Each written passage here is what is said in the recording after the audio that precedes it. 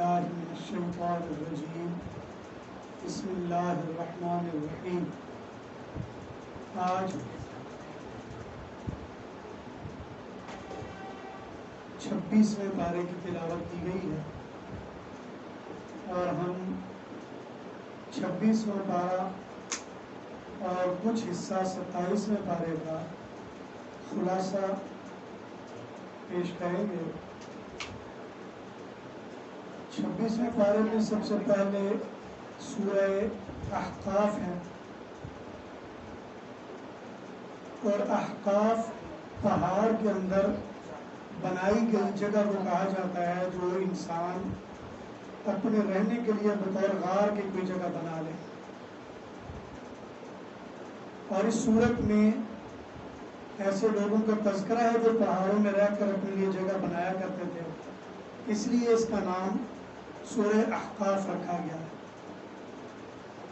یہ سورہ جاسیہ کے بعد نازل ہوئی تھی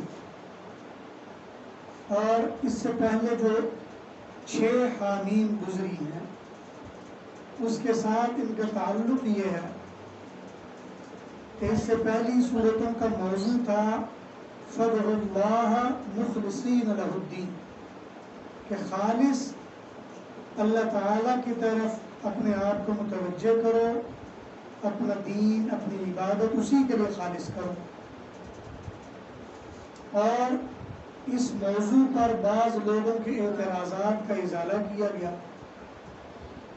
سورہ احقاف میں وہ نتائج بیان کیے گئے ہیں اگر تم اللہ تبارک و تعالیٰ کی دعوت اور اس کی طرف یکسوئی کے ساتھ متوجہ نہیں ہوگے تو نتیجہ کیا نکلے گا، اور نتیجے کے طور پر بتایا وَمَنْ أَضَلُّ مِمَّنْ يَدْعُو مِنْ دُونِ اللَّهِ، بتاؤ اس آدمی سے بڑا گمراہ دنیا میں کون ہوگا جو اللہ کو چھوڑ کر غیر کو اپنا معبود سمجھ کے اور اس کی عبادت میں لگا رہے۔ مَن لَا يَسْتَجِبُ لَهُ مَن لَا يَسْتَجِيبُ لَهُ إِلَى يَوْمِ الْقِيَامَةِ، جبکہ یہ بات طے ہے کہ قیامت تک اس کی مراد کو کوئی پورا نہیں کر سکتا، اور یہ بھی طے ہے وَهُمْ عَنْ دُعَائِهِمْ غَافِلُونَ، یہ لوگ جتنی پکار اور عبادت کر رہے ہیں وہ سارے تو اس ویسے ہی غفلت میں، ان کو پتہ ہی نہیں کسی بات کا۔ اس صورت میں بنیادی طور پر ایک شبہ کا ازالہ بھی ہے اور یہ بتایا جا رہا ہے کہ اللہ کے نام میں برکات ہیں، اگر اس سے اپنا تعلق جوڑو گے تو برکتوں والی زندگی ہوگی، اور اللہ ہی ہے جو برکتوں، جو رحمتوں، جو عافیتوں سے انسانوں کو نوازتا ہے۔ سورہ احقاف یہ 2 باب ہیں اس کے۔ اس کا پہلا باب یہ تقریباً آیت نمبر 14 تک چل رہا ہے شروع سے۔ سابقہ حامیموں کی طرح جو حوامیم 7 ہے ان میں 6 حامیموں کی طرح سب سے پہلے قرآن کریم کی ترغیب دی جا رہی ہے، تنزیل الکتاب من اللہ العزیز الحکیم۔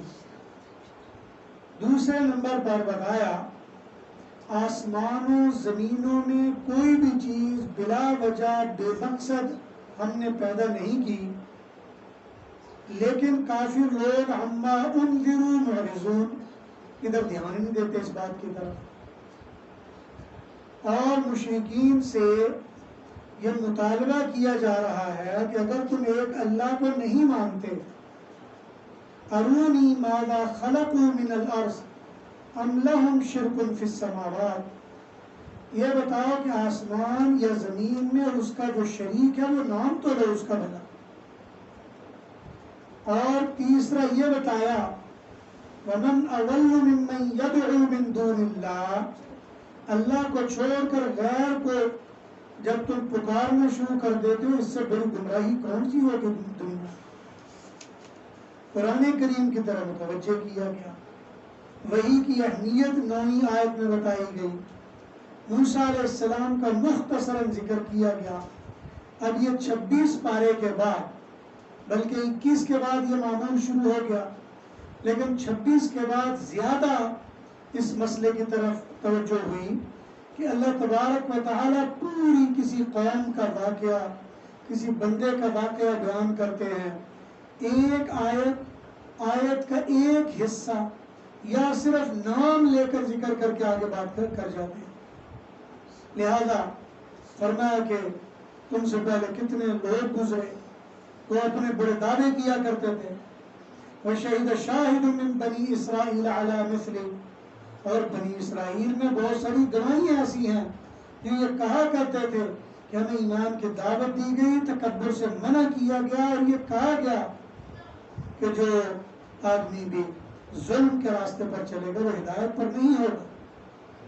وَمِن قَبْلِهِ كِتَابُ مُوسَىٰ إِمَامٌ وَرَحْمَةٌ، اور موسیٰ علیہ السلام کو کتاب دی گئی، ان کو امامت کا منصب دیا گیا، رحمت کا پیغام دیا گیا.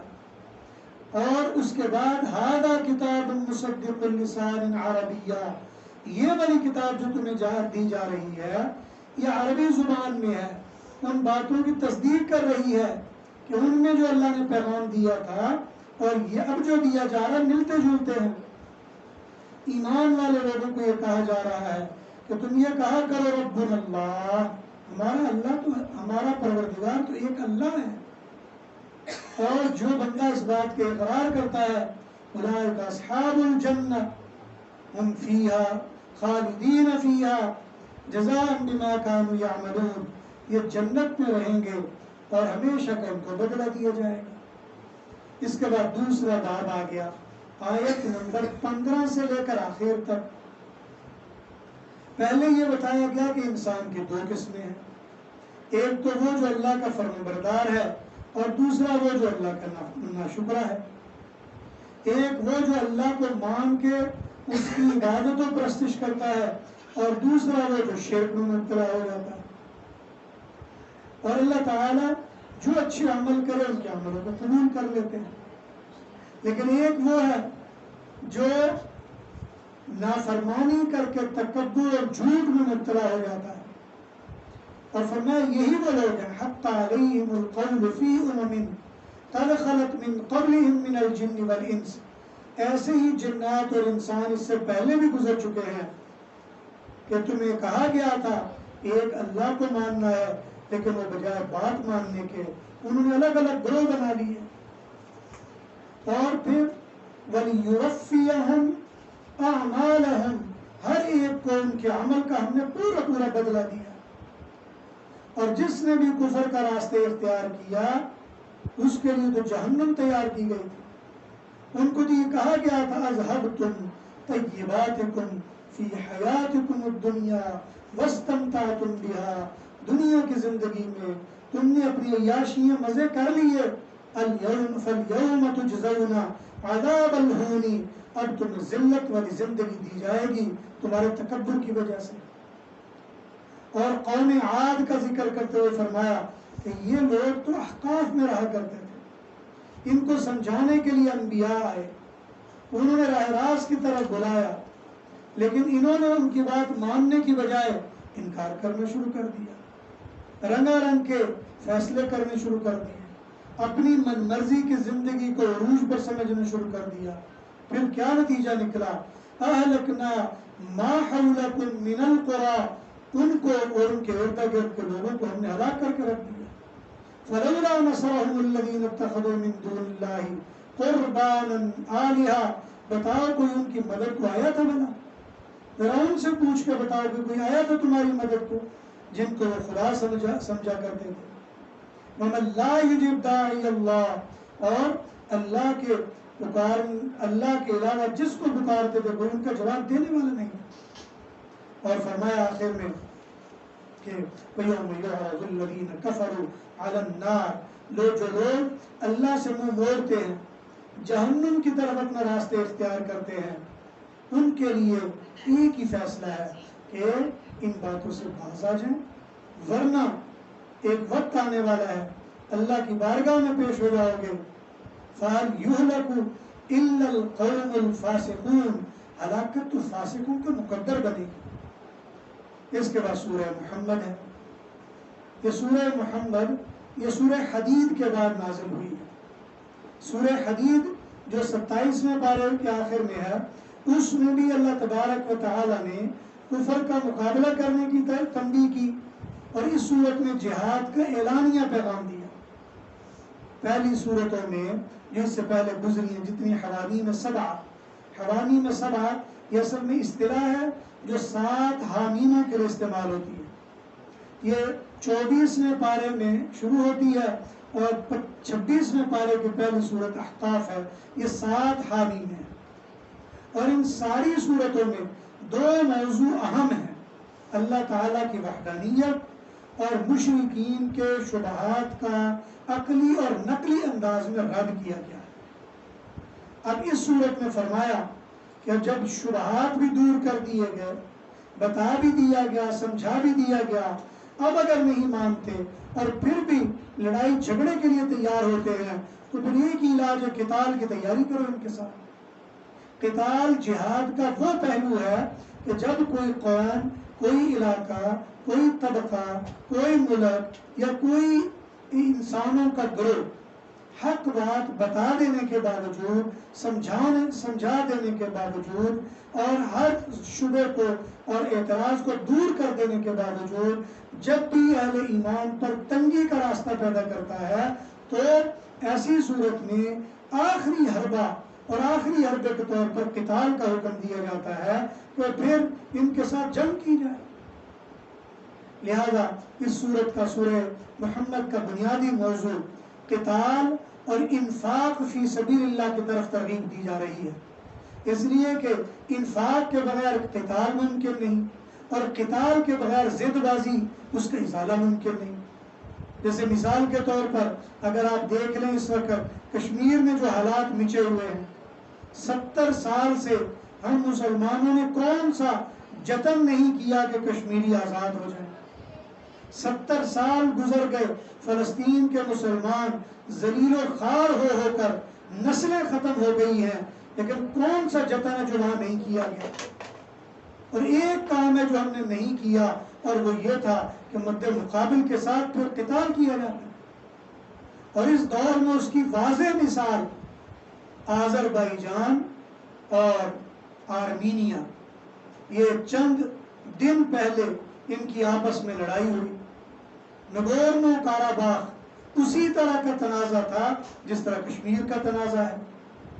آذربائیجان کا علاقہ تھا، آرمینیا نے قبضہ کیا ہوا تھا، اور UN کی منافقت کا یہ عالم ہے کہ کئی سالوں سے آرمینیا کا ساتھ دیا جاتا تھا اور یہ نہیں کہا جاتا تھا کہ ان کا علاقہ واپس کر دیا جائے۔ اور پھر یہ ہوا کہ آذربائیجان نے جب اعلان جنگ کی اور 21، 22، 23 دنوں کے جنگ کے بعد نتیجہ یہ ہوا کہ پوری دنیا نے دیکھا کہ قتال نے اپنا رنگ دکھایا اور نگورنو کاراباخ چھوڑ کر آذربائیجان وہاں سے بھاگ نکلا۔ تو طریقہ یہی ہے، اور یہی وہ فطری طریقہ ہے جو سورت کے ذریعے بھی ہمیں بتایا جا رہا ہے کہ لوگوں سے التماس کر کے، احتجاج میں راستوں پہ کھڑے ہو کے، جھنڈے کھڑے کر کے، نعرے لگا کے، اپنے ملکوں میں بائیکاٹ کر کے، دکانیں بند کر کے، احتجاج کر کے نتائج نہیں نکلا کرتے۔ جب لوگ بگڑ جائیں اور نہ مانیں اور نہ سمجھے، ایسوں کو سمجھانے کے لیے پھر قتال ہوا کرتا ہے۔ اور یہی وجہ ہے یہ سورت سخت ترین صورتوں میں ہے۔ میرے مطالعے کے مطابق سورہ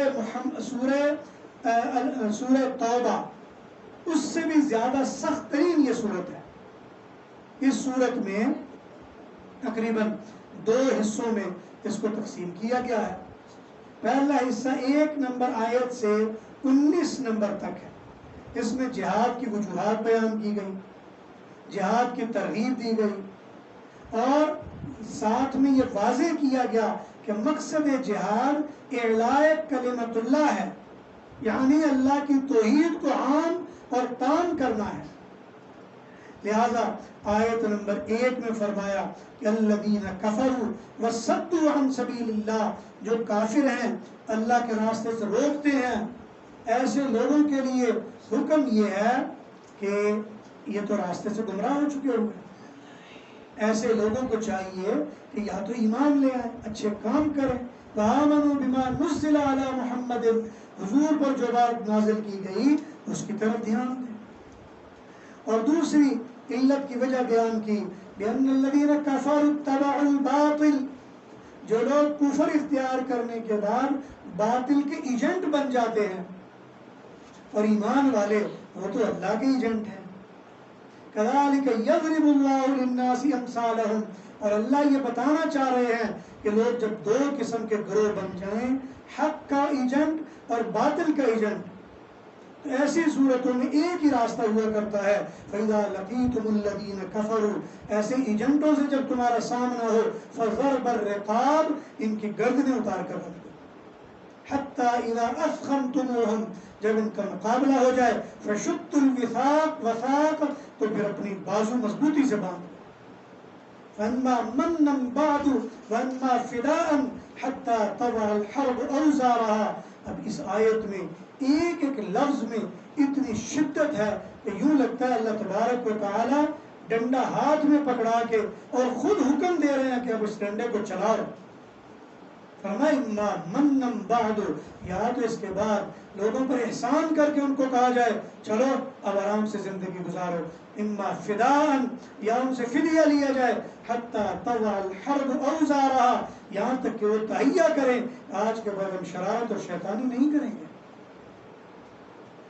اسی طرح بتایا یا ایھا الذین آمنوا ان تنصروا اللہ ینصرکم، اگر تم اللہ کی مدد کرو گے اللہ تمہاری مدد کرے گا. اور اگر تم یہ کرو گے، احتجاج کر رہے ہیں، نعرے لگا رہے ہیں، قراردادیں پیش کر رہے ہیں، اسمبلیوں میں تقریریں ہو رہی ہیں، قراردادیں آ رہی ہیں، سفارتکاری ہو رہی ہے، فرمایا اس سے کچھ بھی نہیں ہونے والا.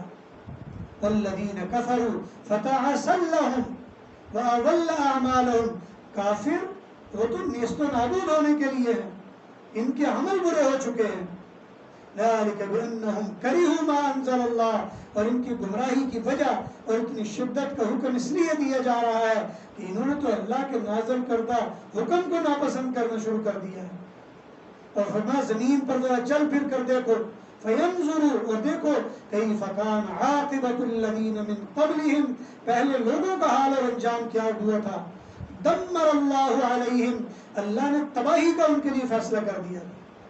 اور یہ اسی لیے تھا کہ ایمان والے لوگ تو کہتے ہیں بِأَنَّ اللَّهَ مَوْلَى الَّذِينَ آمَنُوا، اللہ ایمان والوں کا مولا ہے. وَأَنَّ الْكَافِرِينَ لَا مَوْلَى لَهُمْ، کافروں کا مولا تو ہوتا ہی کوئی نہیں. اسی طرح جہاد کی ترغیب دیتے ہوئے کہا ان اللہ یدخل الذین آمنوا، اللہ ایمان والوں کو جنت میں داخل کرے گا.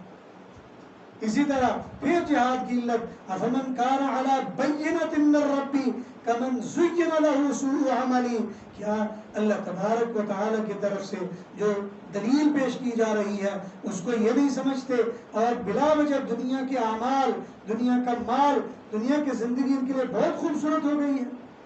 گویا واتبعوا اہواءہم، یہ خواہشات کی پیروی میں چل نکلے. اور فرمایا کہ ان کو سمجھ نہیں آتی مثل الجنت التی وعد المتقون، جنتی لوگوں کے ساتھ تو اور متقی لوگوں کے ساتھ تو جنت کا وعدہ کیا جا رہا ہے، اور جنت کی کیا کیا نعمتیں ہوں گی یہاں اس کا خلاصہ ذکر کیا، یہاں تھوڑا سا ذکر کیا گیا. اور پھر فرمایا کہ یاد رکھنا ایک وقت آنے والا ہے ان تأتیہم بغتۃ، قیامت بالکل اچانک تمہارے اوپر آ جائے گی. فقد جاء اشراطها، لیکن اس سے پہلے اس کی نشانیاں بھی ہوں گی. فعلم انہ لا الہ الا ہو، جان لو اللہ کے سوا کوئی معبود ہے ہی نہیں. اسی طرح دوسرا حصہ 19 نمبر، یہ پہلا حصہ ختم ہوا نمبر سے لے کر آخر تک. فرمایا اس میں منافقین کی حالت بیان کی گئی اور ان اللہ کے راستے میں خرچ کرنے کی، یعنی منافقت سے نکلنے کا اہم ترین گر یہ ہے کہ اللہ کے راستے میں خرچ کیا جائے. اور آج کل کے دور میں منافقت ہمارے اندر کوٹ کوٹ کر بھرنے کے لیے یہ طریقہ اختیار کیا جا رہا ہے کہ اللہ کے راستے میں خرچ نہ کیا جائے. اللہ کے راستے میں خرچ کرنے سے ہمیں بھگایا جا رہا ہے. ہسپتالوں کو دے دو, ڈسپنسریوں کو دے دو, اور جو دسترخوانوں کو دے دو, لوگوں کو بھکاری بنا دو, بیماریوں کو عام کر دو. یاد رکھ لیجئے بیماری ہمیشہ زیادہ ہوتی ہے تعلیم کے نہ ہونے سے. تعلیم جب نہیں ہوگی, انسان کی زندگی میں طہارت نہیں رہے گی, بیماریاں زیادہ ہو جائیں گی. لہٰذا تعلیم پر توجہ ہونی چاہیے. لیکن حالت یہ ہے کہ جب بھی منافقت کا دور دورہ ہوتا ہے, لوگوں کو فکر ہوتی ہے ہسپتال زیادہ بناؤ, دوائیاں زیادہ لاؤ, ڈسپنسریاں زیادہ کھولو. اور آج حالت یہ ہے, جب ہم چھوٹے ہوتے تھے تو کوئی ایک کہیں دور میڈیکل سٹور ہوتا تھا, لیکن آج تو ماشاءاللہ گلی گلی میں میڈیکل سٹور ہے, جگہ جگہ میڈیکل سٹور ہے. آج وہ وقت ہے کہ میڈیکل سٹوروں میں بھی وہ ماشاءاللہ سیل لگائی ہوئی ہے کہ اتنے % دوائی وہ سستی دی جائے گی. حالانکہ تعلیم ہوگی, طہارت اور پاکیزگی آئے گی, بیماریاں نہیں ہوں گی. لیکن آج تعلیم سے ہمیں خالی کیا جا رہا ہے. اسی لیے یہ جو دوسرا حصہ ہے, اس میں منافقت اور انفاق دو چیزوں کو بیان کیا جا رہا ہے. فرمایا کہ لوگ یہ کہتے ہیں لولا نزل السورہ, کوئی سورت کیوں ہی ہمارے لیے نازل کر دی جاتی تاکہ ہم بھی دیکھیں اور ہمیں بھی پتہ چل جائے. فرمایا جب اللہ کی طرف سے فیصلہ نازل ہوتا ہے, ينظرون الیک نظر المغشی علیہم من الموت, یہ اللہ تعالیٰ کا اتنا سخت انداز ہے, اگر عربی کا ذوق بندے کے اندر ہو تو اسے پتہ چل جائے.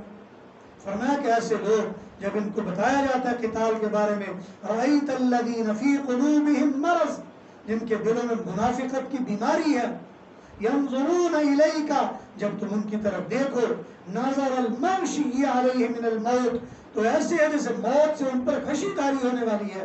صرف یہ سن کر کہ ہمیں جہاد کا کہا جانے لگا, اللہ کے راستے میں خرچ کرنے کا کہا جانے لگا. فرمایا هل عصیتم فهل عصیتم ان تولیتم ان تفسدوا فی الارض, کیا یہ وقت قریب نہیں کہ تمہارے اس فساد کی وجہ سے, وتقطعوا ارحامکم, اور رشتوں کے انقطاع کی وجہ سے تم پر لعنت ڈال دی جائے. فرمایا فلا یتدبرون القرآن, قرآن میں کیوں تدبر نہیں کرتے؟ یہی تو تمہیں کہا جا رہا ہے کہ زمین میں فساد برپا نہ کرو, آپس میں صلح صفائی پیار محبت سے رہو. اور پھر فرمایا اذا توفتهم الملائکہ, جب جنگ میں اللہ تبارک و تعالی نے بعض لوگوں کو فرشتوں کے ذریعے موت دی, اور فرشتوں نے یضربون وجوہہم وادبارہم, ان کی پشتوں پر بھی اور ان کے منہوں پر بھی جب مارا اور ان کو قتل کیا فرشتوں نے, اس وقت کیا منظر تھا. اور اس صورت میں آخر میں جا کر پھر دوبارہ کہا یا ایھا الذین آمنوا, اے ایمان والو, اطیعوا اللہ و اطیعوا الرسول, اللہ اور اس کے رسول کی اطاعت کرو, ولا تبطلوا اعمالکم, اپنے عملوں کو ضائع نہ کرو.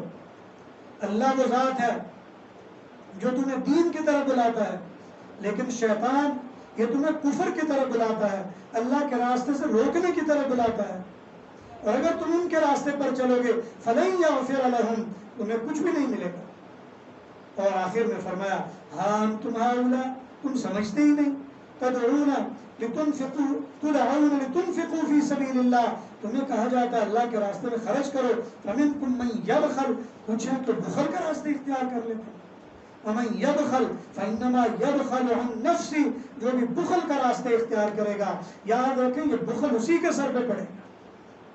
واللہ الغنی, اللہ تو غنی ہے, انتم الفقراء, تم فقیر ہو.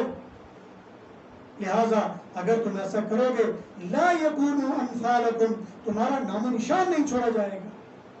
اس کے بعد سورہ فتح ہے, اس کا سورہ محمد سے خصوصی تعلق ہے, چونکہ سورہ محمد میں یہ ترغیب دی گئی بھائی جہاد کے لیے اپنے آپ کو تیار کر لو, بلکہ قتال کے لیے تیار کر لو. اور جب قتال ہے اور تم ان شرائط کے مطابق چلو گے تو اس کے بعد فتح کی نوید دی گئی ہے سورہ فتح میں. اور اس صورت میں سورہ فتح میں مومنوں کو بشارت دی گئی ہے کہ اگر تم اخلاص, ایمان, تقوی, حضور کی اتباع میں جہاد کے لیے نکلو گے فتح مل جائے گی. اس صورت کا پچھلی صورت کے بالکل ان کا گہرا تعلق ہے کہ آپس میں باہم ایک ہے. اس سورج کو بھی اسی طرح 2 حصوں میں تقسیم کیا گیا، بلکہ 3 حصوں میں تقسیم کیا گیا۔ پہلا حصہ 1 نمبر آیت سے 10 نمبر آیت تک بیان کیا جا رہا ہے، اور اس میں فتح کی بشارتیں دی جا رہی ہیں۔ فرمایا کہ اللہ تعالیٰ کی بارگاہ میں جب تمہارے لیے فتح کا فیصلہ ہو جائے تو اللہ تو اگلے پچھلے گناہ معاف کر دیا کرتے ہیں، جہاد میں اللہ تو مدد کر دیا کرتے ہیں۔ وہ الذی انزل السکینۃ فی قلوب المؤمنین، مومنوں کے دلوں میں سکینہ نازل ہو جایا کرتا ہے۔ وہ تو ایمان والوں کو، مردوں عورتوں کو جنت میں داخل کیا کرتا ہے۔ وَلِلَّهِ جُنُودُ السَّمَاوَاتِ وَالْأَرْضِ، سارے لشکر دنیا میں وہ اللہ ہی کے ہیں، اور تم اس سے کدھر بغاوت کر کے جا رہے ہو؟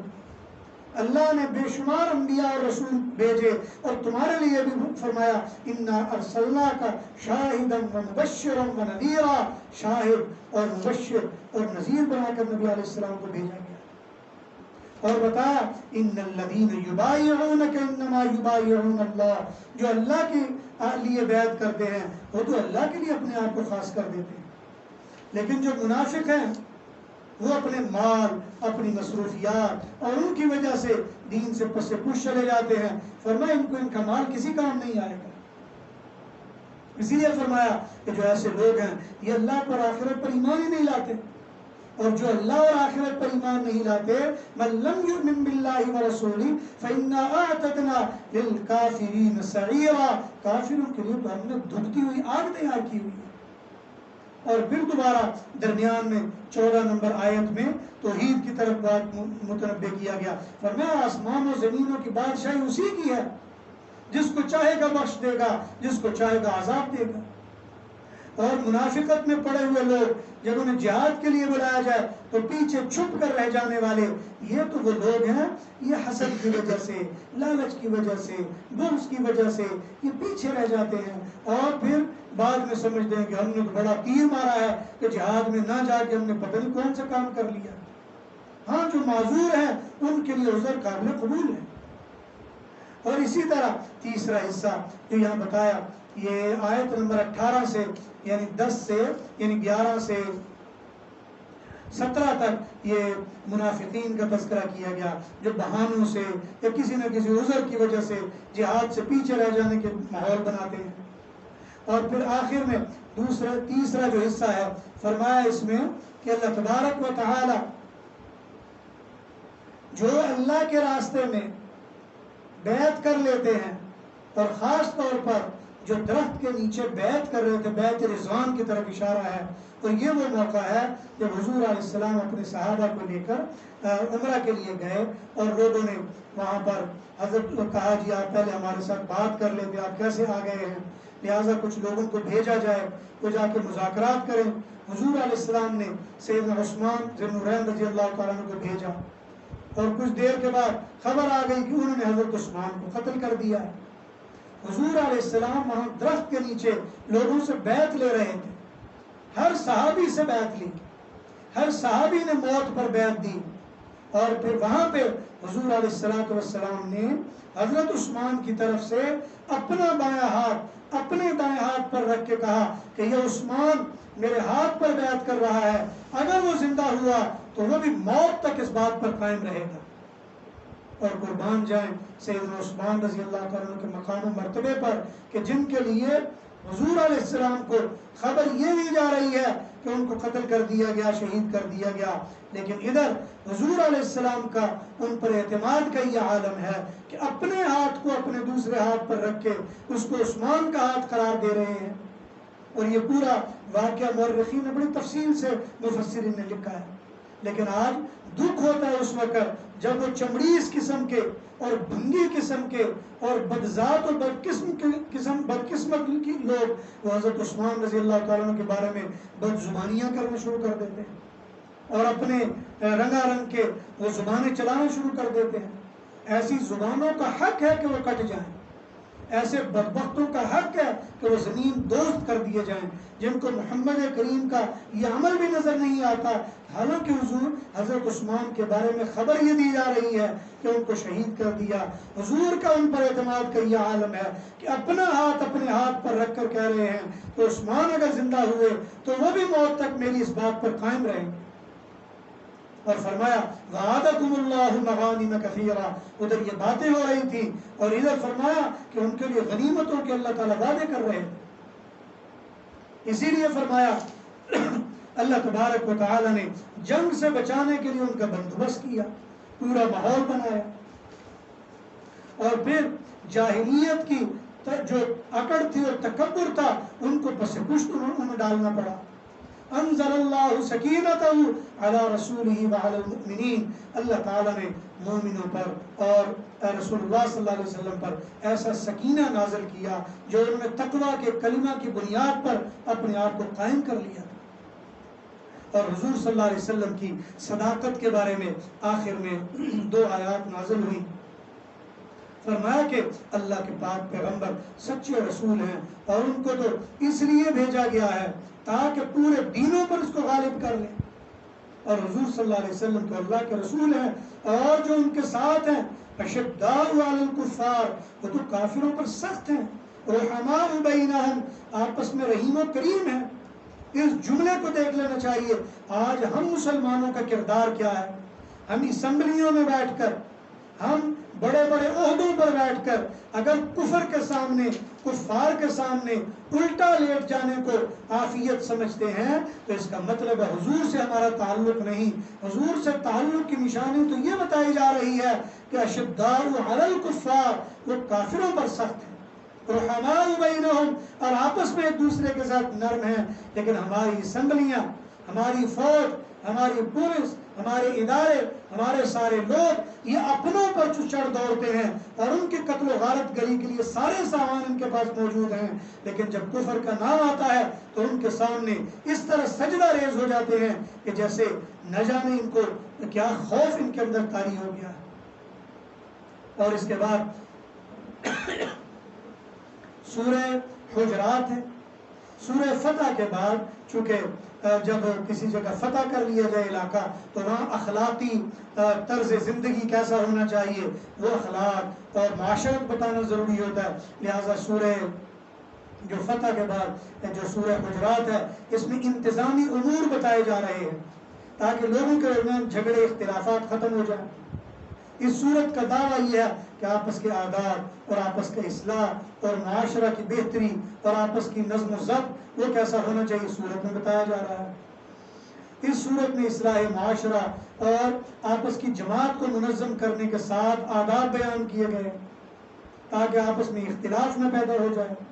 اور اگر اختلاف کوئی پیدا ہو جائے تو ایک تو اس کی وجوہات بیان کی گئی کہ منافق صفت لوگ یا منافق مزاج لوگ جب مسلمانوں میں ایسی باتیں ڈال دیتے ہیں تو اختلاف پیدا ہو جاتا ہے.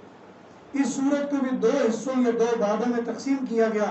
پہلا باب 1 سے 13 نمبر آیت تک. لہذا فرمایا کہ اپنی شہرت کی بجائے اللہ اور اس کے رسول اور مومنوں کی جماعت کی شہرت ہونی چاہیے.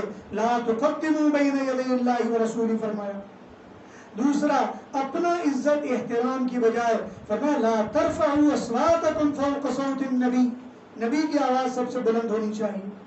اگر یہ انداز اختیار کرو گے تو اولئک الذین امتحن اللہ قلوبہم للتقوی، اللہ تو تمہارے دلوں کو تقوی کے امتحان سے آزماتے ہیں. اور فرمایا اگر تم صبر کرو گے تو یاد رکھنا اللہ بخشنے والے مہربان ہیں. تیسرا ادب یہ بیان کیا کہ اگر آپس میں کوئی تنازع، کوئی جھگڑا ہو جائے تو پہلے آپس میں بیٹھ کر اچھی طرح ایک دوسرے کی بات سن لو، اس کے بعد کوئی معاملہ آگے بڑھاؤ. چوتھا ادب یہ بیان کیا اگر آپس کے بات چیت میں کوئی لڑائی کی طرف بات نکل پڑے تو وہاں مومنوں کو چاہیے کہ حق کا ساتھ دیں، یہ نہیں ہے کہ وہاں ایک طرف ہو کے کھڑے ہو جائیں. آج ہمارے ہاں یہ حالت ہے، اگر کوئی 2 لوگ لڑ پڑیں تو ہم دیکھتے ہیں طاقتور کون ہے اس کے ساتھ کھڑے ہو جاتے ہیں. اسی طرح دوسرے حصے میں 5واں ادب یہ بیان فرمایا کہ جو آدمی ایمان کے ارکان کی توہین کرتا ہے یا جماعت مومنین کی توہین کرتا ہے اسے چاہیے کہ وہ ایسے کاموں سے بچے ورنہ اسے ظالم قرار دے دیا جائے گا۔ لا یسخر قوم من قوم، کسی کا مسخر مت اڑاؤ، اس لیے کہ معاشرے میں غریب بھی ہیں، امیر بھی ہیں، اچھے خاندان والے، چھوٹے خاندان والے، مال والے، نامال والے، اور بڑا خاندان، بڑے گھر، یہ ہر قسم کے لوگ موجود ہیں۔ چھٹا ادب یہ بیان کیا، فرمایا ایک دوسرے کے اوپر بدظنی نہ کیا کرو، ایک دوسرے کی جاسوسی نہ کیا کرو، ایک دوسرے کی غیبت نہ کیا کرو۔ ایسا کرنا تو یوں سمجھ لیں وہ اپنے مسلمان بھائی کا گوشت کھانا ہے۔ اسی طرح چھٹا ادب بتایا، فرمایا کہ اصل معیار معاشرے میں وہ تقوی کی بنیاد پر ہے۔ انا خلقناکم من ذکر و انثی وجعلناکم شعوبا وقبائل لتعارفوا ان اکرمکم عند اللہ اتقاکم، زیادہ محترم وہ ہے جو زیادہ متقی ہوگا۔ اس کے بعد منافقین کو تنبیہ کرتے ہوئے آیت نمبر 14 سے آخر تک بتایا کہ بعض دیہاتی اور منافق صفت لوگ کہتے ہیں لم تؤمنوا ولکن قولوا اسلمنا، بابا ایمان کی بات نہ کرو، بس یہ کوئی اسلام لے آئے، اس لیے کہ ایمان تو ابھی دلوں میں داخل نہیں ہوا تمہارا۔ ایمان تو وہ ہے کہ جس میں شک ہی نہ پیدا ہو جائے، اور ایمان والوں کو چاہیے اپنے مال سے، اپنی جانوں سے اللہ کے راستے میں جہاد کریں۔ اور اب علمون اللہ بدینکم، تم جانتے نہیں کہ اللہ کا دین اور اللہ نے کیا تمہارے لیے نظام بنایا۔ حضور کے پاس آ کر کہتے ہیں ان اسلم، ہم تو اسلام لے آئے، فرمایا یہ نہ کہو بل لا تمنوا علی اسلامکم، تمہارے اسلام لانا ہمارے لیے کوئی احسان نہیں، بلکہ اللہ نے تمہیں احسان کیا ہے کہ تمہیں سیدھے راستے کی طرف ہدایت دے دی۔ اور پھر سورت کے آخر میں فرمایا ان اللہ یعلم غیب السماوات والارض، لیکن یاد رکھنا ساری باتیں اللہ کو پتہ ہیں، کون کیا کیسے اور کب کر رہا ہے۔ اس کے بعد سورہ قاف آ گئی ہے جو سورہ مرسلات کے بعد نازل ہوئی ہے، ان میں قیامت کی نشانیاں ذکر کی جا رہی ہیں اور بتایا جا رہا ہے کہ جو تم یہ کام کرتے ہو، جو اللہ نے احکامات دیے جہاد کے بارے میں، معاشرت کے بارے میں، یہ سب اس دنیا کے لیے ہیں، اس کے مطابق زندگی گزارو۔ اگر تم ایسا نہیں کرو گے تو قیامت کے دن تمہیں انجام بھگتنا پڑے گا۔ اور اسی طرح اس صورت کو بھی اس میں یعنی عقلی اور نقلی دلائل سے قیامت کو ثابت کیا گیا ہے، اور اس صورت کو 2 بابوں میں تقسیم کیا گیا۔ پہلا باب 1 سے 16 نمبر آیت تک فرمایا کہ لوگ یہ کہتے ہیں کہ اذا متنا وکنا ترابا، جب ہم مر جائیں گے، مٹی ہو جائیں گے، ذالک رجع بعید، ہمارا دوبارہ آنا کو ممکن نہیں لگتا۔ اور فرمایا کہ یہ دنیا کا نظام یہ کون چلا رہا ہے، یہ کون سارے کام کر رہا ہے؟ آسمان و زمینوں کو دیکھو، کیف بنیناہا، ہم نے کیسے بنایا اس کو، زمین کو دیکھو، والقینا فیہا رواسی، پہاڑ ہم نے کیسے اس کے اوپر آباد کیے ہیں۔ لیکن تم جس طرح انکار کر رہے ہو، تم سے پہلے کتنی بستیاں ہیں، احیینا بہ بلدۃ میتا، ہم کتنی بستیوں کو جو مردہ ہو چکی ان کو زندہ کرتے ہیں، اور کتنی ایسی آباد بستیاں جن کا نام و نشان مٹا دیتے ہیں۔ قوم نوح، اصحاب الرس، قوم ثمود، عاد، فرعون اور لوط کے بھائی اصحاب الایکہ، قوم تبع، کل کذب الرسل، ہر ایک نے انبیاء کو جھٹلایا اور ہم نے ان کا نام و نشان مٹا کر رکھ دیا۔ اور فرمایا کہ ہم نے تو ہر انسان کے لیے نظام بنایا ہوا ہے، نحن اقرب الیہ من حبل الورید، ہم تو اس کی رگے جان سے بھی زیادہ قریب ہیں۔ اور یہ اللہ کے قرب کا ایسی مثال ہے، اس سے زیادہ مثال ممکن نہیں ہے۔ فرمایا کوئی بھی آدمی کچھ بولتا ہے، اذ یتلقى المتلقیان عن الیمین وعن الشمال قعید، دائیں بائیں فرشتے ہیں تمہاری باتوں کو فوراً اپنے پاس جمع کر لیتے ہیں۔ ما یلفظ من قول، کچھ بھی تم بولتے ہو، الا لدیہ رقیب عتید، ایک رقیب اس کو گرفت میں لینے والا کھڑا ہوا ہے۔ ایک ایک لفظ ہے، عربی زبان اگر آتی ہو، ادب آتا ہو تو پتہ چلتا ہے ایک ایک لفظ ایک ایک پورا اپنے اندر وہ نظم لیے ہوئے ہیں۔ جاءت سکرۃ الموت، پھر موت کے سکرات آئیں گے، نفخ فی الصور، سور پھونکا جائے گا، ہر ایک انسان کو نکیل پکڑ کر سائق و شہید لا کر کھڑا کر دیا جائے گا۔ اس وقت کہا جائے گا لقد كنت في غفلة من هذا، تو سمجھا کرتا تھا ایسا کچھ بھی نہیں ہوگا. فكشفنا عنك غطاءك، آج کھول اپنی آنکھیں اور دیکھ تیری آنکھیں بھی آج پتھرا جائیں گی. القیا فی جہنم، جہنم میں ڈال دیا جائے گا. اور ایک وقت آ جائے گا جہنم بھی کہے گی اللہ پوچھیں گے حلم تلاتی، اے جہنم تو بھر گئی؟ وہ آگے سے کہے گی حل من مزید، یا اللہ اور بھی ہیں تو آنے دیجئے. یہ وہ وقت ہوگا جب جنت کو سجایا جائے گا، جہنمیوں کو جہنم میں جلایا جائے گا. فرمایا کتنے لوگ گزرے، من قرن ہم اشد منہم بطشا، کتنے طاقت والے تھے، نام و نشان مٹا کر ہم نے رکھ دیا. کوئی ان میں ایسا نہیں جو دوبارہ کوئی دکھائی بھی دے سکے. اور سورت کے آخر میں کہا نحن اعلم بما یقولون، جو وہ بولتے تھے دنیا میں ہمیں پتا وہ کیا بولتے تھے. اور اے نبی ما انت علیہم بجبار، تیرا ان پر کیا زور تھا، تیرا کام تو تھا بس بات پہنچا دینا. فذکر بالقرآن من یخاف وعید، تیرا کام یہ ہے بس قرآن کی بات پہنچاتا چلا گیا. اس کے بعد سورہ زاریات ہے. اس کا بھی تقریباً یوں سمجھنا چاہیے کہ قیامت کے بارے میں اور عمل کے بارے میں اور منافقین کے بارے میں تفصیل سے اس سورت میں بیان کیا گیا. اور فرمایا اس سورت میں کہ قیامت آ کر رہے گی، ہر انسان کو اس کا بدلہ مل کر رہے گا. انما توعدون لصادق اور وَإِنَّ الدِّينَ لَوَاقِعٌ، یہ دو لفظ ایسے ہیں جو پوری سورت کی اس موضوع پر جان ہے. فرمایا انما توعدون لواقع، وعدے کا وقت آ کر رہے گا. وَإِنَّ الدِّينَ، اور فرمایا انما توعدون لصادق، جو وعدے کیے گئے وہ سچے ہیں اور قیامت کا دن آ کر رہے گا. اس سورت کو دو ابواب میں تقسیم کیا گیا ہے. ابتدا میں مختلف قسم کے ملائکہ کی قسمیں اٹھائی گئی اور پھر فرمایا قتل الخراصون الذین هم فی غمرۃ ساہون یسألون ایان یوم الدین، ایسے بدباطن لوگ اٹکل پچو لگانے والے اور سائنسوں کی لایانی بحثوں میں الجھ کر فلسفے کی فضولیات میں پڑھ کر یہ کہنے والے قیامت کب آئے گی، قیامت نہیں آنی.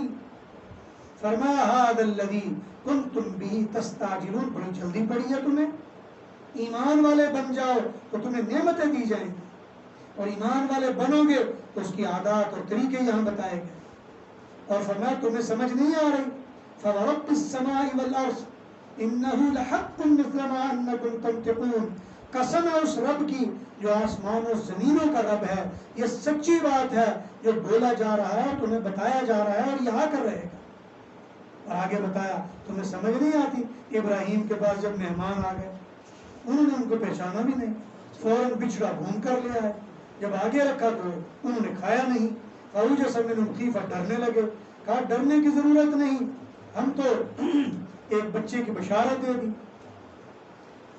ابراہیم علیہ السلام نے پوچھا ما خطبکم ایھا المرسلون، اچھا اے فرشتوں آئے کدھر ہو؟ کہنے لگے انا ارسلنا الی قوم مجرمین، ہمیں مجرموں کی طرف بھیجا گیا، ان کو نیست و نابود کرنے کے لیے بھیجا گیا. اور پھر آگے ان کو نیست و نابود کر دیا گیا. اسی طرح وفی موسیٰ اذ ارسلناہ الی فرعون بسلطان مبین، اور موسیٰ علیہ السلام کو فرعون کے پاس بھیجا گیا. فنبذناہم فی الیم، ان کو سمندر میں غرق کر دیا گیا جب انہوں نے بات نہیں مانی. پھر عاد کی طرف ہم نے بھیجی ایسی ہوا، ان کا نام و نشان مٹا کر رکھ دیا. سمود کی طرف ہم نے ایسا نظام بھیجا. فعتوا عن امر ربہم، انہوں نے اللہ کے معاملے کا انکار کر دیا. وما كانوا منتصرین، کوئی ان کا مدد کرنے والا نہیں تھا. قوم نوح کی طرف دیکھ لو، انہم كانوا قوما فاسقین، یہ تو فاسق تھے. آسمانوں کی طرف دیکھو، زمینوں کی طرف دیکھو، یہ سارا نظام ہم نے کس لیے بنایا؟ فرمایا لا تجعلوا مع اللہ الہا آخر، اللہ کے ساتھ کوئی اور معبود نہ بنایا کرو. اور پھر سورۃ کے آخر میں بتایا وما خلقت الجن والانس الا لیعبدون، یہ جنات انسان تو عبادت کے لیے. اے نبی آپ کا کام صرف اتنا ہے، ان ذکر، ان کو نصیحت کیا کر، ان الذکر تنفع المؤمنین، یہ نفع مومنوں کو ذکر نصیحت ہی دیتی ہے. لیکن جو کافر ہوں گے فویل للذین کفروا، ان کے لیے ہلاکت اور تباہی ہے. اس کے بعد سورہ طور ہے. سورہ طور میں اللہ تبارک و تعالیٰ نے ماقبل میں توحید کا مسئلہ بیان کیا، تو یہاں توحید سے کامیابی اور ہمیشہ کے نجات کا تذکرہ کیا جا رہا ہے، قیامت کو ثابت کیا جا رہا ہے، قیامت کی نشانیاں اور آثار بتائے جا رہے ہیں. اور یہاں بتایا، پیچھے تو کہا ان الدین لواقع، اور یہاں کہا ما لہ من دافع. بھئی مانتے کیوں نہیں، انکار کیوں کر رہے ہیں؟ اسی طرح ضمنی طور پر جو کامیاب ہوں گے مسئلہ توحید کی وجہ سے جنت میں داخل ہوں گے، ان کا تذکرہ کیا گیا. سورہ طور کے بھی 2 باب ہیں. پہلا باب 1 نمبر آیت سے 28 تک ابتدا میں چھوٹی چھوٹی آیات میں اللہ تعالیٰ نے اپنی وحدانیت کا ثبوت دیا اور فرمایا کہ جو نہیں مانیں گے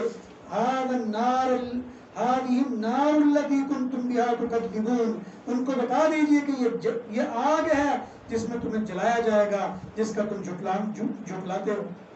اور متقی فی جنات و نعیم، وہ تو جنتوں میں جائیں گے، اور ان کے لیے تو اللہ تعالیٰ نے طرح طرح کی نعمتیں، یطوف علیہم غلمان لہم کانہم لؤلؤ مکنون، اور چمکتے دھکتے موتیوں کی طرح کے چھوٹے چھوٹے غلمان کے لیے وہ خدمت انجام دے رہے ہوں.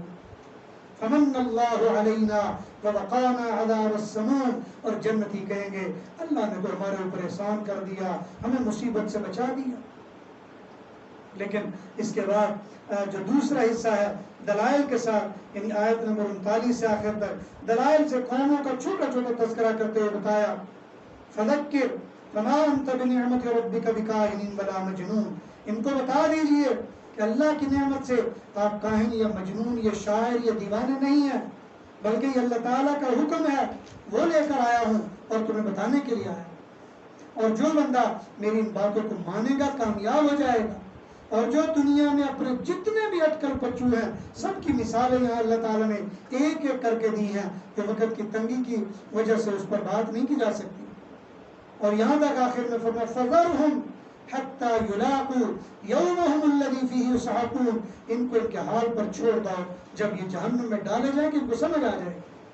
وَإِنَّ لِلَّذِينَ ظَلَمُوا عَذَابًا دُونَ ذَلِكَ، ظالموں کو تو عذاب میں مبتلا کیا جائے گا.